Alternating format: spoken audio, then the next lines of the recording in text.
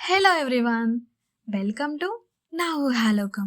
ఇప్పుడు మీరు వింటున్న కథ సత్యభామ ఎపిసోడ్ 3. ఈ ఎపిసోడ్లో ఏం జరుగుతుందో మీకు అర్థం అవ్వాలి అంటే ముందు ఏం జరిగిందో తెలియాలి. సో ముందు ఎపిసోడ్స్ అన్ని వినేసి ఇక్కడికి వచ్చేయండి. Now let's step into the Satyabhama's world. నువ్వా అని ఇద్దరం అలానే ఆగిపోయాం. నేను అలా చూస్తూ ఉంటే తను ఫాలో అవుతున్నావా ఏంటి, రివెంజ్ తీర్చుకోవడానికి ఇంకా చేసింది సరిపోలేదా మ్యామ్ అని అన్నాడు.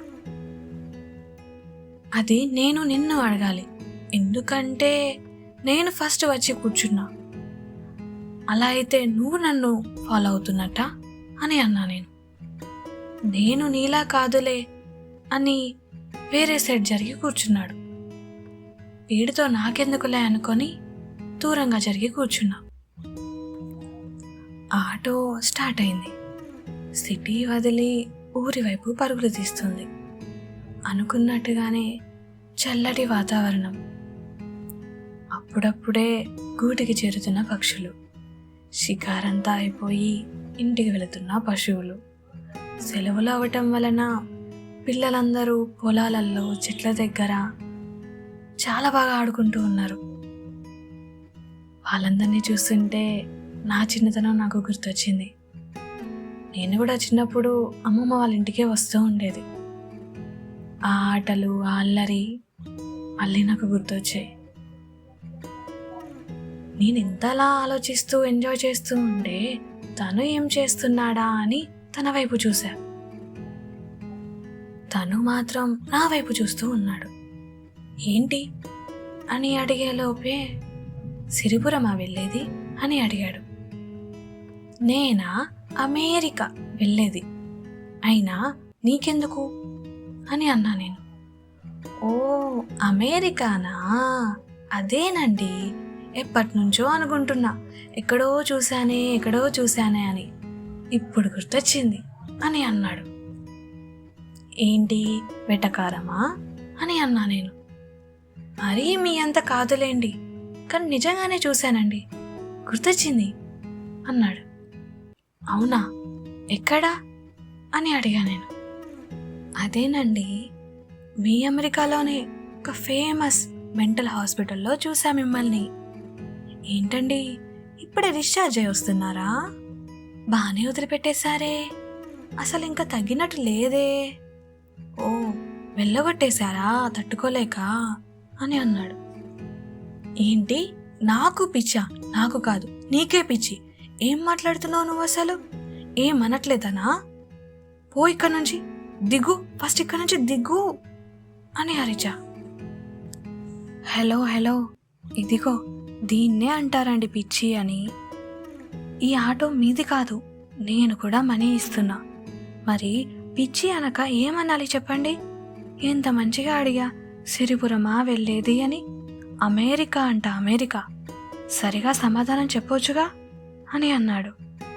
అయినా నేనెందుకు చెప్పాలి నీకు సమాధానం కరెక్ట్గా? నేనెక్కడికి వెళితే నీకెందుకు? నీకు ముందే చెప్పా కదా నా జోలికి రావద్దని, మళ్ళీ ఎందుకు వస్తున్నావు?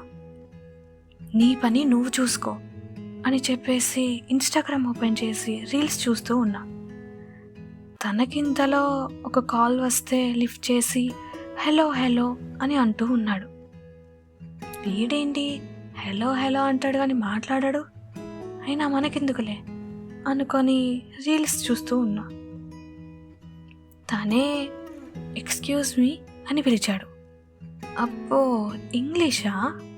సత్య అస్సలు పలకొద్దు, అస్సలొద్దు అనుకొని తన వైపు కూడా తిరిగి చూడలేదు.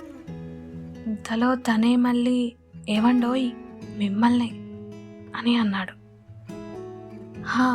మళ్ళీ ఏంటి అని తన వైపు చూసా. అది మీ ఫోన్ ఒకసారి ఇస్తారా అండి, మా అమ్మకి కాల్ చేయాలి అని అన్నాడు.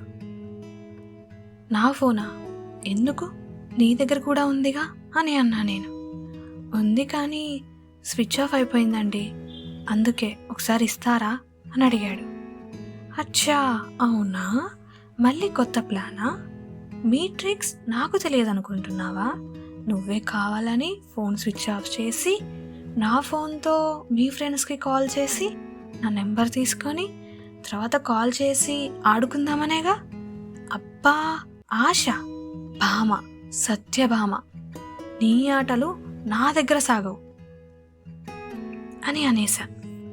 తను అయ్యో మీరు మరీ ఎక్కువగా ఊహించుకుంటున్నారండి, అలాంటిదేం లేదు, అయినా మేము ట్రిక్స్ వాడేది అమ్మాయిల దగ్గరండి, మీరు మరీను అని అన్నాడు.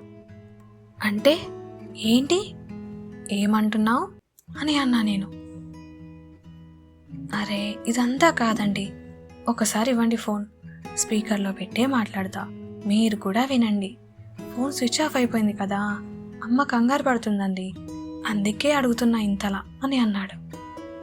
సరేలే తీసుకో అని నా ఫోన్ ఇచ్చేసా. స్పీకర్ ఆన్ చేసి 10 minutesలో వచ్చేస్తా అని చెప్పి కాల్ కట్ చేశాడు. ఫోన్ ఇస్తూ మీరెప్పుడు ఇంతేనా అండి అని అన్నాడు. ఏంటి అని అన్నా నేను. అలాని కాదండి, వేరే వాళ్ళు చెప్పేది ఫస్ట్ మీరు వినడానికి కూడా ట్రై చేయరా అని అన్నాడు. ఇప్పుడేంటి, ఫోన్ ఇచ్చా కదా, నీ పని నువ్వు చూసుకో అని మళ్ళీ ఫోన్ ఓపెన్ చేస్తూ ఉన్నా. మళ్ళీ తనే నాకు ఒక డౌట్ అండి అని పిలిచాడు. మళ్ళీ ఏంటి అని అడిగా. మీకు సత్యభామ అనే పేరు పుట్టినప్పుడే పెట్టారా లేకపోతే మీ కోపం చూసి పెట్టారా అని అడిగాడు. అసలేంటి నువ్వు, ఏమోలే అని ఫోన్ ఇస్తే ఎక్కువగా మాట్లాడుతున్నావు, అయినా నా పేరు నీకెలా తెలుసు, ఏం చూశానో ఫోన్లో అని నేనేదో తిట్టేలోపే ఆగండి, ఇందాక మీరే కదండి స్టైల్గా భామ, సత్యభామ అని చెప్పారు, మర్చిపోయారా, మీకు ఒక దండమండి బాబు, ఇలా ఉన్నారేంటండి, ఒక్కసారి కూడా ప్రశాంతంగా మాట్లాడలేరా అని నాకు దండం పెట్టేసి అటువైపు తిరిగి కూర్చున్నాడు. తను అలా అన్నాక నాకు కూడా నిజమే అనిపించింది. ఎందుకు ఇంతలా అరుస్తున్నా తన మీద, ఎందుకు సత్య అంత కోపం? అదేం లేదు, తనే మళ్ళీ మళ్ళీ నా జోలికి వచ్చి కావాలని ఏదొకటని నేనే ఏదొకటి అనేలా చేస్తున్నాడు. అవును, కానీ ఇందాక మంచిగానే అడిగాడు కదా ఇక్కడికి వెళ్తున్నావని, సమాధానం చెప్పాల్సిందా? ఏం అవసరం లేదు, నేను ఎక్కడికి వెళితే తనకెందుకు, అయినా నేనెందుకు నార్మల్గా మాట్లాడాలి తనతో? అయ్యో ఈ గోలంత ఎందుకు చెప్పు, ఆటో దిగితే తనెవరో నువ్వెవరో, అంతేగా సత్య, ఇంకేం ఆలోచించకు అని అనుకొని ఫోన్ చూస్తూ ఉన్నా. ఇంతలో సిరిపురం వచ్చేసింది. ఆటో దిగి మనీ ఇద్దామని పర్స్ ఓపెన్ చేస్తే 500 నోట్ ఉంది. అయ్యయ్యో, ఉన్న చేంజ్ అంతా బాటిల్స్కి చిప్స్కే పెట్టేశానా, ఇప్పుడు ఈ ఆటో అతను ఏమంటాడో ఏమో అనుకొని అతనికి ఆ నోట్ ఇచ్చా. అతను అది చూసి, ఇంత చిల్లర నేనెక్కడ తేవాలండి ఇప్పుడు, మీరేమైనా ఉన్నాయేమో చూడండి అన్నాడు. నా దగ్గర ఏమీ లేవండి, పోనీ ఆన్లైన్ పేమెంట్ ఉందా అని అడిగా. అది కూడా లేదన్నాడు. అయితే మరి కొంచెం సేపు వెయిట్ చేస్తారా, మా అమ్మ తీసుకొస్తుంది అని చెప్పా. ఇప్పటికే లేట్ అయిందండి అన్నాడు. ఇప్పుడు ఎలా అని ఆలోచిస్తుంటే ఇంతలో తను 50 రూపీస్ ఇచ్చేసి మా ఇద్దరివి కలిపి తీసుకోండి అని చెప్పి వెళ్ళిపోతున్నాడు. వద్దు అనే లోపే ఆటో అతను కూడా మీరు చూసుకోండి అని వెళ్ళిపోయాడు. ఇప్పుడేంటి, ఇతనికి థ్యాంక్స్ చెప్పాలా, మనీ ఎలా తిరిగి ఇవ్వాలి అని అనుకుంటూ హలో మిస్టర్ అని పిలిచా. ఏంటండి అని అన్నాడు. మీ నెంబర్ చెప్పండి, మనీ సెండ్ చేస్తా అని అడిగా. ఇది మీ ట్రిక్కా అండి, నెంబర్ తీసుకొని తర్వాత నాతో ఆడుకుందామనా అని అన్నాడు. అంత సీన్ లేదులే, నీ మనీ నాకేం వద్దు, తిరిగి ఇచ్చేస్తా అని అన్నా నేను. 25 రూపీసే కదండి, ఏం కాదులేండి అని వెళ్ళిపోతున్నాడు.